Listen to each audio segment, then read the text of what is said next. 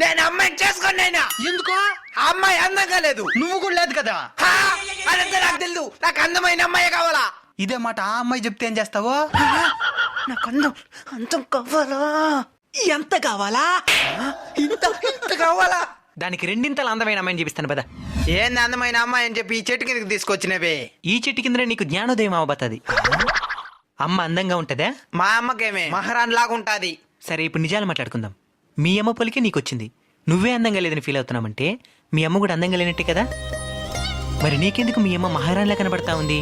నీకే కాదు, ఈ ప్రపంచం నుండి ప్రతి బిడ్డకి తన తల్లి అందంగానే కనబడుతుంది. కారణం అమ్మ రూపం కంటే అమ్మ మనసు అందంగా ఉంటది కాబట్టి. నువ్వు అమ్మ రూపం కంటే అమ్మ నీ మీద చూపించే ప్రేమకే ఎక్కువ విలువిస్తున్నావు కాబట్టి.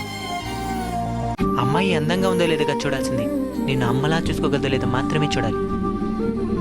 సరే మామ.